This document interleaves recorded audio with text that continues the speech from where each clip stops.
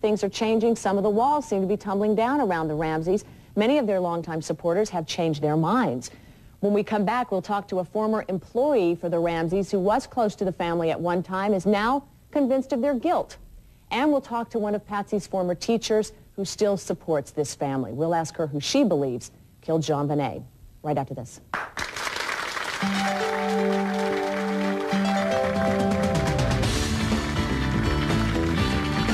Inquirer has been talking about the latest clues and developments in this case, and Pam, I asked you how your sister felt about the coverage. You have some strong feelings about Mike Walker, do you not?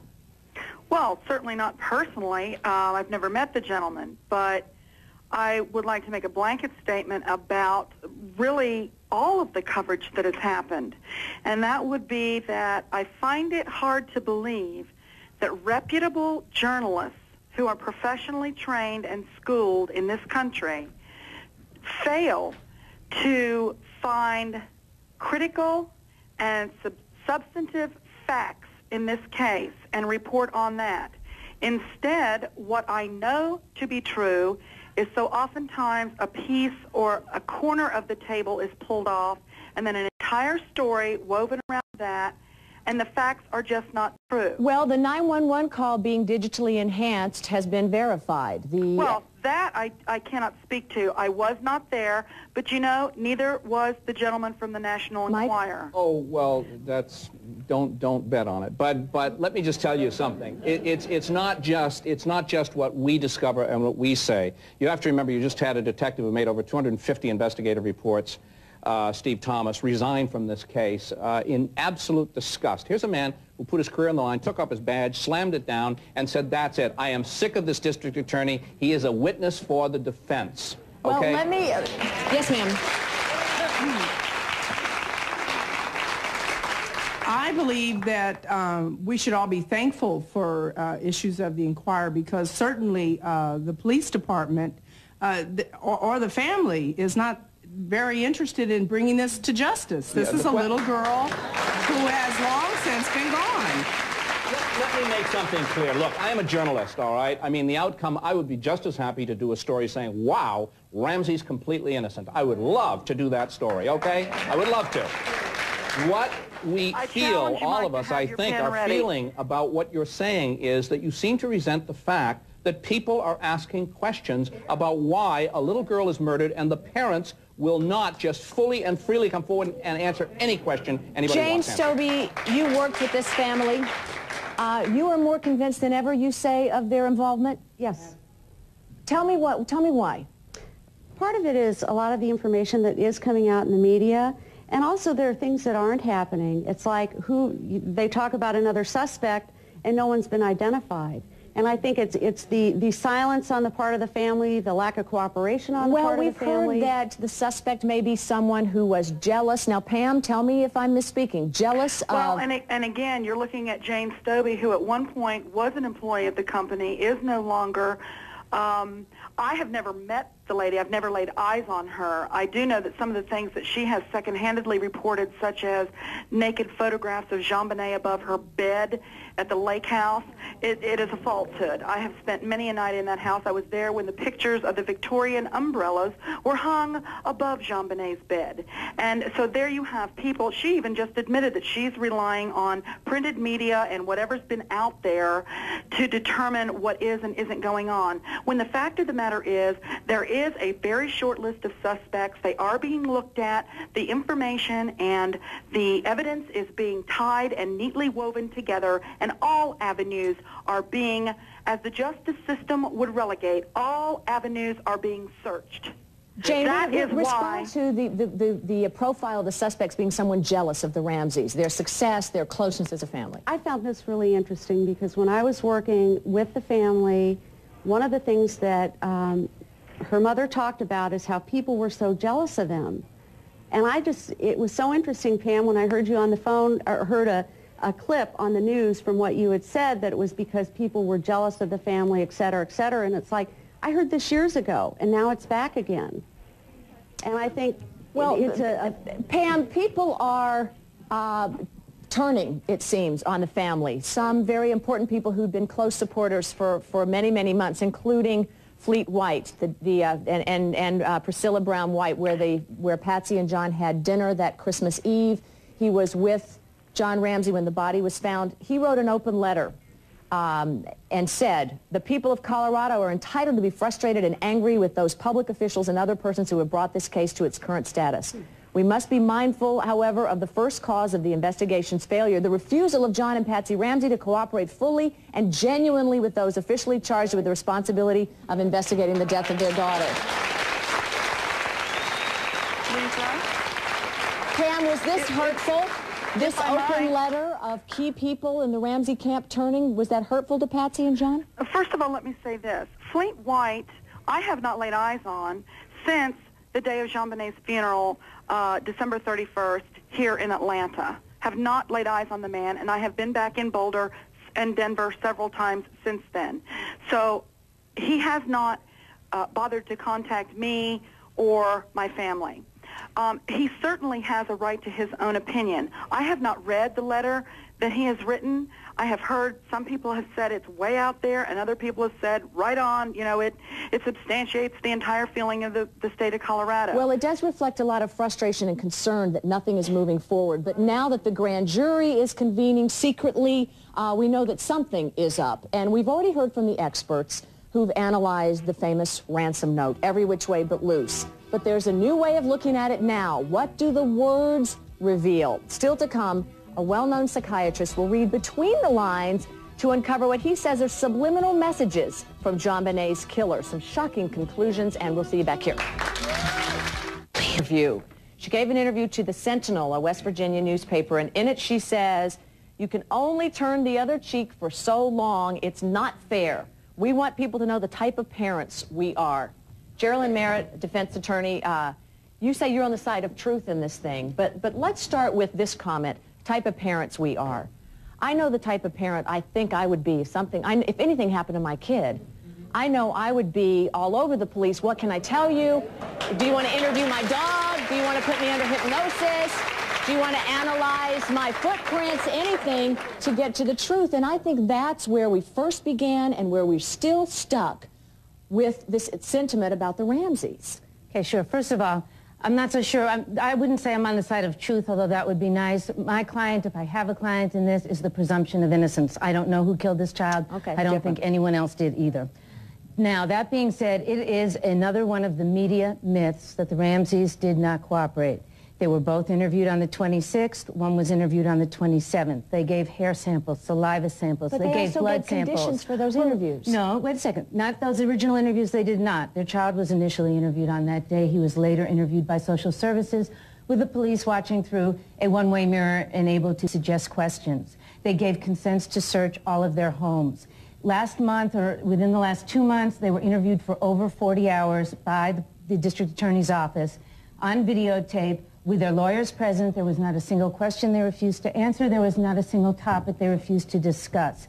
Their child was also, again, interviewed. The reason they stopped cooperating early on was because, as the district attorney agreed, the police in this case rushed to judgment early on, would not look elsewhere, would only investigate the Ramseys. Once the police set their sights on the Ramseys, they naturally had lawyers who said, let's slow down here and see what's going on. Well, what about this 911 call? It indicates, if nothing else, that the Ramseys lied to the investigators. Why would they lie about Burke being asleep? You're making a rather large assumption here. Number one, how do we know about a 911 call? Have the police confirmed it? What we know is that there's another example here of a police leak of information. Mike, is that true? Many of them have been false. The Newsweek reported this week that over 15 people that listened to that tape did not hear anything of Burke Ramsey on that tape. And we don't know if the tape exists, and we don't know what's on it, and I would be the last one to want to speculate as to what it means. I will say this, the words that are on there are also equally indicative of innocence, of showing Patsy Ramsey just absolutely saying, oh my God, what now, what to do, she is frantic. You can take that either way, but I would caution anyone against speculating on evidence that comes out, not in the courtroom, but in the court of public opinion. You can't have it both ways. If it's indicative of Patsy's innocence, okay, then you're admitting the tape exists. And it is indicative that they lied about Burke being awake. Okay, well, it could be. No, They're liars. first of all, sir, you were not present at the 42 hours of interviews. You do not know what the Ramseys told the police. You are relying upon leaks by police officers, many of whom have since been fired as do many journalists and police investigators rely on leaks, lady. There's another book out, not surprisingly, JonBenet's Mother, The Tragedy and the Truth. It's written by Linda Edison McLean. She is a longtime friend of the Ramseys. She wrote this book. You've been listening, right? Right. What's your reaction to what you've heard so far and why you wrote this book?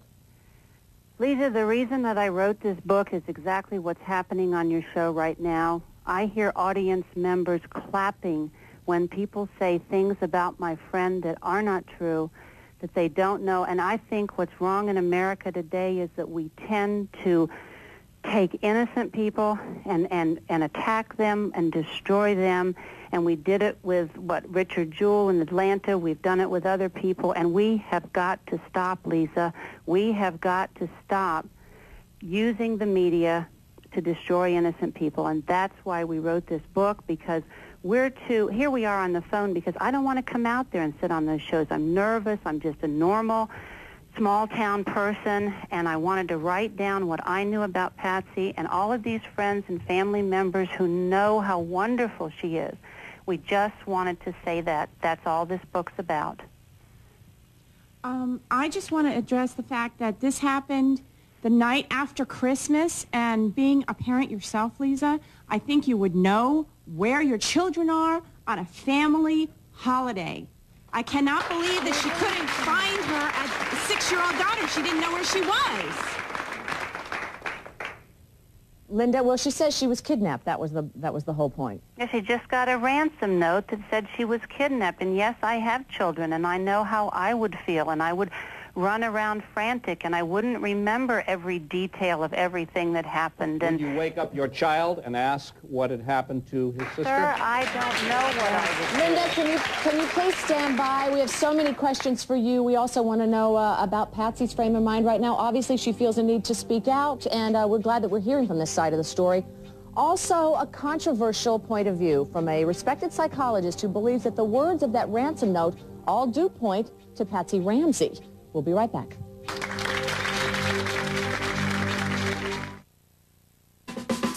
Dr. Scholl's next Psychiatrist who's written this book called A Mother Gone Bad. And he claims that the ransom note shows us that it was a woman who had cancer, and that it was, in fact, the mom. How on earth, you're sort of reading between the lines, psycholinguistics, is it called? I am reading between the lines, Lizzie, Okay, yes. let's get the theory in a minute. First, tell us what you see that indicates this woman had cancer. You know, I picked up the ransom note as a hobby, just looking at it to see what was between the lines, so I didn't really know anything about the case, came at it perfectly neutral. This is the best evidence we have about the case. Robert Ressler and others agree. You can't really contaminate this evidence, but this is what I saw. There's a particularly brutal part of the letter here, she dies, she dies, she dies, and then a key sentence. You will be scanned for electronic devices, and if any are found, she dies. Read that. You will be scanned for any defects, and if we find any, she dies. That is a perfect picture of a cancer patient going in for checkups. Now, Patsy Ramsey was a cancer survivor, 4th stage ovarian cancer. 4th stage ovarian. And every 3 months she had to be scanned with a scanner, and it was going to tell if she had cancer, recurrence or not. Now, what you see following that is you want to look for other images of cancer. Let's see where the letter leads us. What you see is a 99% chance of killing your daughter. Survival percentages, 100% chance. Survival percentages. What we see here is constant scrutiny. Medical words. Over here, we will monitor you getting the money early. Somebody being monitored early. That's what scanning was about. That is odd terminology, monitor you getting the money early. It is. Geraldine, of course, thinks that this is all bogus. Of course. Well, you know, I think this book belongs on the fiction shelves, not the nonfiction shelves. But also, these same words have to do with, you know, you're talking about electronic monitoring, scanning. How about somebody in prison? How about somebody that is used to electronic gates and wearing great electronic monitoring bracelets? Mike, how many people have cancer? Not being Only Patsy Ramsey? of anything, but let me just point out something that has always intrigued me. Up there it says, we represent a small foreign faction. Later on in the letter, perhaps you could point it out, sir, it says, use your good Southern common sense. That's over here. That is a phrase that Patsy Ramsey, according to friends that we spoke to, used over and over again. Abu bin Abi of the Islamic Jihad does not use language like that.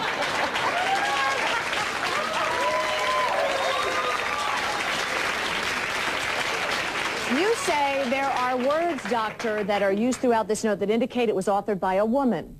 Remember, we're looking for a motive, and we want to know how could a nice person like Patsy Ramsey commit this crime. Being burdened by the terror of cancer is one reason, but we also see here a preoccupation with delivery, and notice here, delivery is crossed out. This is a picture of Patsy Ramsey's devastation by cancer. Her delivery, her ability to give birth as a woman was crossed out. And I think she's showing us this. Now, if we look other images, and we could go into how this is a woman's handwriting, this has a woman's tone to it, two gentlemen, proper burial, but we'll see there's a symbol of a woman, a valuable container. Now, what we see here is the bank. Something's being withdrawn out of a bank.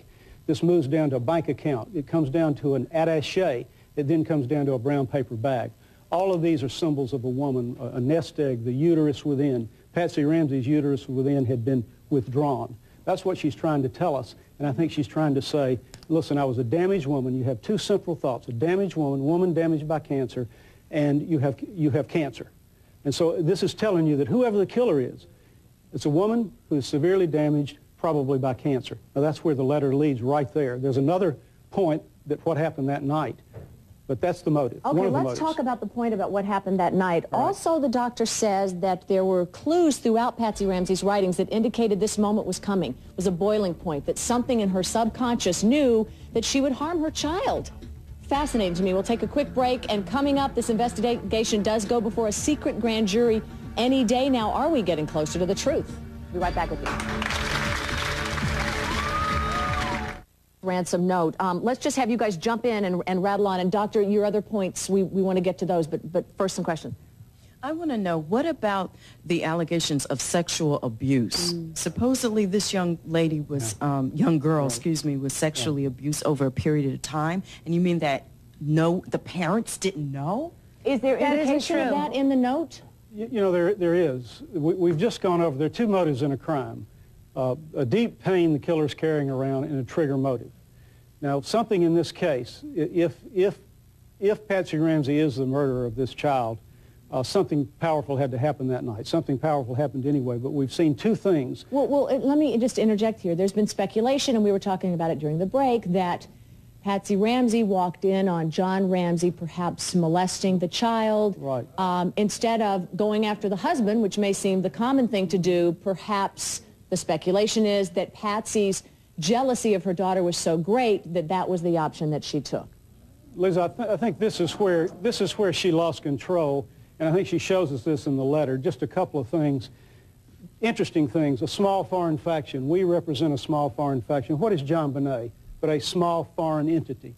We go down here with attaché, accent on the seventh letter. JonBenet's accent with the seventh letter, attaché and JonBenet. Just some interesting parallels. But the last night, notice here, if you stand back from the letter and you say, where is the chaos in this letter? Where do you see the writer showing you a moment of chaos?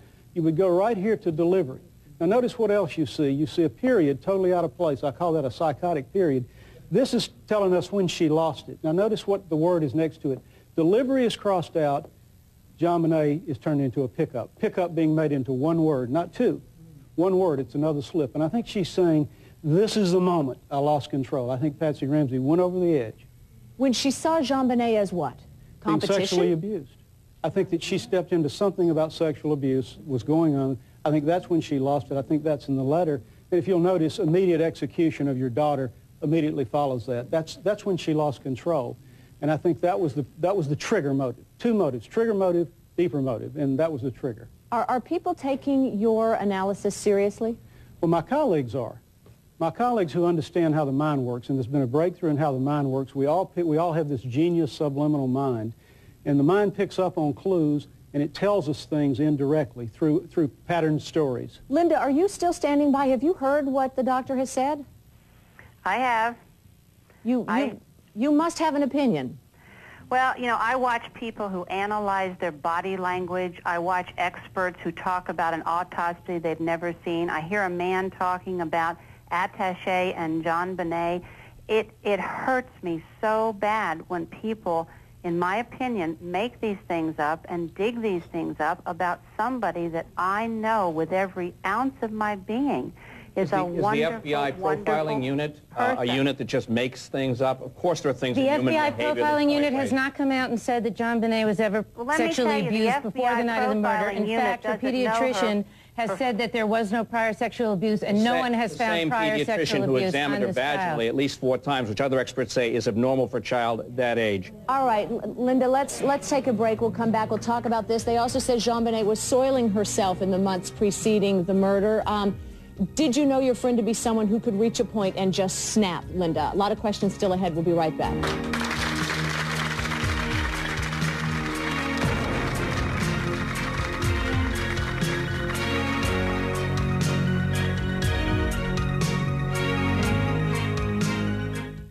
Ruth is on the phone. I was just curious if you've asked Patsy who she thinks killed her daughter. No, I haven't. I really haven't. Why haven't you? No one's asking the key question. Her sister didn't ask her either. Why haven't you? If you're such a good friend, why didn't you ask her? I think that probably the detectives and police and DA have asked her that. We don't talk about it because it is so painful. One time I said to her, sitting on her back porch, Linda, you've known Patsy over a number of years. You know, there's a theory that maybe she just lost it, went temporarily insane, according to the psychiatrist, and snapped. Does that seem reasonable to you, that that could happen? Okay, we've known her. I've known her for 25 years. People write in this book who have known her for every year of her life, and yet you're telling me for one night, not just Patsy, but John, both of them became insane on one night of their life. Never before, never after have they shown any tendencies to do this, but one night they both snapped suddenly and became insane. I mean, no. If you read this, these people know her, they know them, and they know that couldn't have happened. And Dr. Hodges says that not only, in his view, did it happen, but that there was an indication that it was going to happen. What in Patsy Ramsey's prior communications indicate to you that she knew a moment of truth would evolve in her life regarding her daughter and potential harm? I think you have to look at her other letters, and you have to match. Do the thought prints match? And we would look at her 96 Christmas letter. We see the same preoccupation with femininity, damaged femininity. And in that Christmas letter, she talks about being replaced, or she hints at being replaced. She talks about, again, a container, a boat. John Ramsey has a real love. John Ramsey has a new, old-looking boat. Read, young, old-looking boat. A young woman made up to look old. I think she's picking up that there was something going on with John and JonBenet, and this led to an explosion. And if you read the letter, I think it's quite striking. There's no question in my mind that she knew in caprices the child was soiling her pants. There was tension rising in the home. JonBenet was picking up on it. The lady on the phone seems to think it's odd that, you know, that they would just snap all of a sudden. I mean, people snap. I mean, look at the people that kill kids, just come into a school with a gun. I mean, they snapped. Well, if there's a big family secret that they're keeping, like something like molestation, which I know, Geraldine, has never been proven, but if there's a secret like that, if Burke has a secret like that, if Patsy's holding that over John's head and John's holding the murder over Patsy's head, just going with what the speculation is, that's a lot of psychological burden. We found him with 3 witnesses at a porn shop in Denver 3 weeks after the murder. Not true, and the district attorney of Boulder has filed a motion to unseal a search warrant affidavit saying they have found 0 evidence of John Ramsey's link to pornography. And Linda Hoffman, the housekeeper, on the record, said that Patsy had told her over and over again that she did not enjoy sex, asked her if she could find books that would help her in this. There were things going on in that house that bear examination. Well, a lot of questions out here. I'll get to them right after the break. Give me a couple minutes. On the telephone and just to everyone in general, I don't care how long you know someone, 25, 30 years. I don't care how many books have been written, and it seems like most people are capitalizing on this poor child's death. I don't see any love between those two people. Every segment that I've seen on TV, they're not hugging each other, they're not consoling each other, no one's crying. It seems like there's no love in this family and that it's falling apart. And as far as that letter is concerned, to me, it makes no sense that a person that wants money wouldn't ask for such a small amount, and they wouldn't write such a long letter. Yeah. None of this makes any sense to me. Let me go first to Linda about the affection question. You know, we've applied a lot of our need to see the Ramseys in a certain way. We want them to grieve a particular way. We want them to be affectionate in a way that makes us feel like they're not guilty. Now, none of that is really our right. But it is sort of the public opinion that we haven't seen that. What have you seen about your friends with affection? Well, they are affectionate, Lisa. I have seen Patsy cry and sob. We have sobbed together because we've both lost people. Whether they do it publicly or not, I don't know, but I know they do it in private. They're real people, they're good people, and I don't know how else to say it. You know, obviously everybody there has made up their mind, and all I can tell you is I know the truth. I pray that someday you will too. That is not true. What we are asking for, if it was me, if it was Leeza, or if it was you, lady, we would have been indicted by now. At least an indictment, and let's examine the evidence.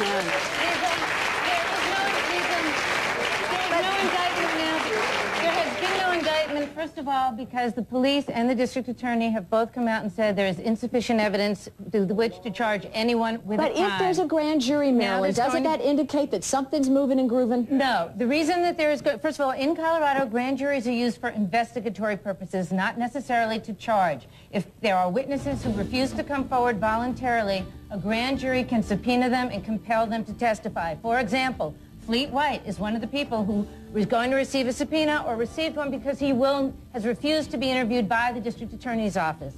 There are other people like that. That is the reason to have a grand jury, but it does not mean that anyone will ever be charged. But once she's really telling you the truth, this could be a total whitewash. Believe me. Gotta go. Right back.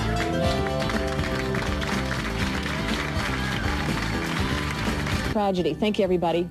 Yes, sir. You know, what everybody's struggling with is facing Patsy Ramsey's shadow side, which everyone has. We see the motives, terror, envy, fear, and, you know, Patsy Ramsey was a burdened woman, and she wants us to know it from this letter. Imagine a mother who loves her child, the most surprised woman in America. Her child is unconscious before her. You get her help or not, their life is ruined at that moment in time. Then what happens? We see at the crime scene, the final crime scene, a mother who loves her child, a blanket, a drawing in the palm of the left hand, I love you, and the nightgown. These parents love their children, and they're surprised.